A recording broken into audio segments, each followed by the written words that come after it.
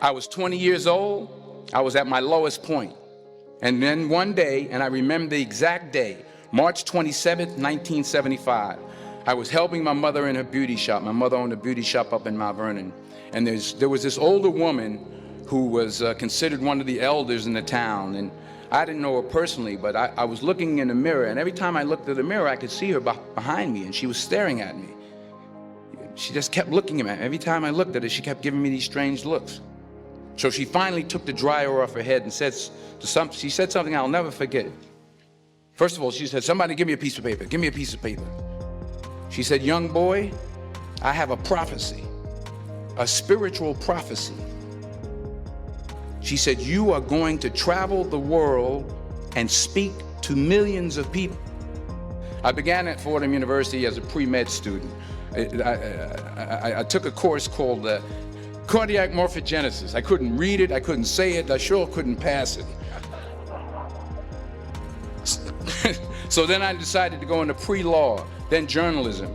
And with no academic focus, my grades took off in their own direction. I was a 1.8 GPA one semester, and the university very politely suggested that it might be better to take some time off. I found that nothing in life is worthwhile unless you take risks. Nothing. Nelson Mandela said, "There is no passion to be found playing small and settling for a life that's less than the one you're capable of living." Fail big. You will fail at some point in your life. Accept it. You will lose. You will embarrass yourself. You will suck at something. There's no doubt about it.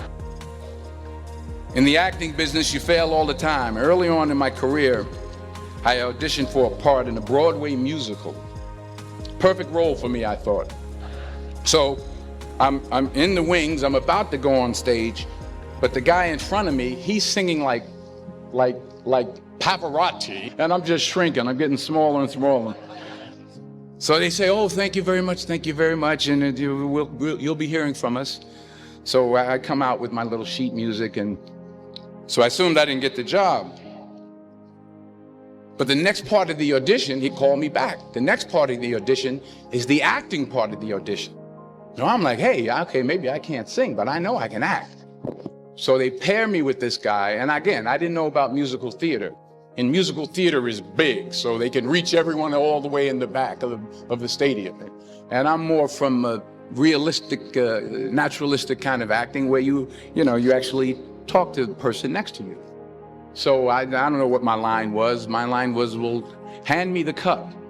And his line was, "Well, I will hand you the cup, my dear. The cup will be there to be handed to you."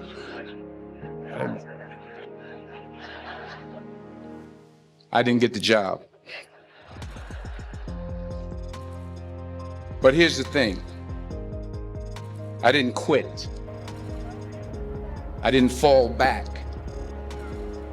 I walked out of there to prepare for the next audition, and the next audition, and the next audition. I prayed. I prayed, and I prayed. But I continued to fail, and fail, and fail. But it didn't matter, because you know what? There's an old saying, you hang around the barbershop long enough, sooner or later you're gonna get a haircut. So you will catch a break, and I did catch a break. Last year, I did a play called Fences on Broadway. Someone talked about it. Won the Tony Award. But here's the kicker. It was at the Court Theater. It was at the same theater that I failed that first audition 30 years prior. Reggie Jackson struck out 2,600 times in his career, the most in the history of baseball. But you don't hear about the strikeouts. People remember the home runs. Fall forward. Thomas Edison conducted 1,000 failed experiments. Did you know that? I didn't know that. Because the 1,001st was the light bulb. Fall forward. Now, I'm sure in your experiences in school and applying to college and picking your major and deciding what you want to do with life, I'm sure people have told you to make sure you have something to fall back on. Make sure you got something to fall back on, honey. But I never understood that concept, having something to fall back on. If I'm going to fall, I don't want to fall back on anything except my faith. I want to fall forward. I figure at least this way I'll see what I'm going to hit. Fall forward. The point is, every graduate here today has the training and the talent to succeed. But do you have the guts to fail? While it may be frightening, it will also be rewarding. Because the chances you take, the people you meet, the people you love, the faith that you have, that's what's going to define you. Keep working, keep striving, never give up, fall down 7 times, get up 8. Ease is a greater threat to progress than hardship. Without commitment, you'll never start. But more importantly, without consistency, you'll never finish. It's not easy. If it was easy, there'd be no Kerry Washington. If it was easy, there'd be no Taraji Henson, P. Henson. If it were easy, there'd be no Octavia Spencer. But not only that, if it were easy, there'd be no Viola Davis. If it were easy, there'd be no Michael T. Williamson, no Stephen McKinley Henderson, no Russell Hornsby. If it were easy, there'd be no Denzel Washington. So, dreams without goals are just dreams.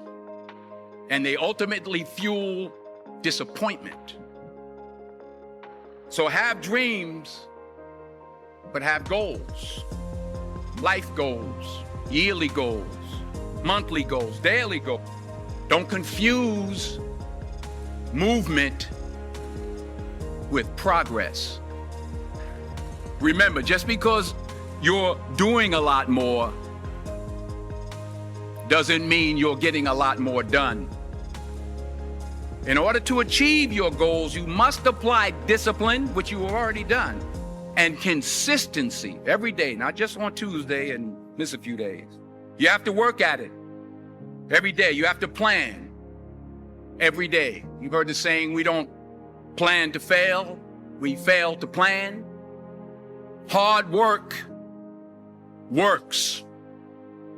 Working really hard is what successful people do. What are you going to do with what you have? I'm not talking about how much you have. Some of you are business majors. Some of you are theologians, nurses, sociologists. Some of you have money. Some of you have patience. Some of you have kindness. Some of you have love. Some of you have the gift of long suffering. Whatever it is, whatever your gift is, what are you going to do with what you have? And it's not how much you have. It's what you do with what you have. We all have different talents. Some of you will be doctors, some lawyers, some scientists, some educators, some nurses.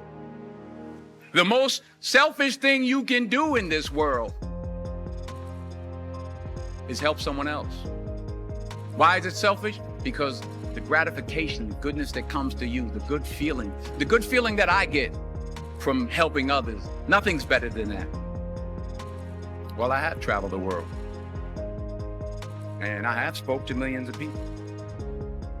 But that's not the most important thing, the success that I had. The most important thing is that what she taught me and what she told me that day has stayed with me since.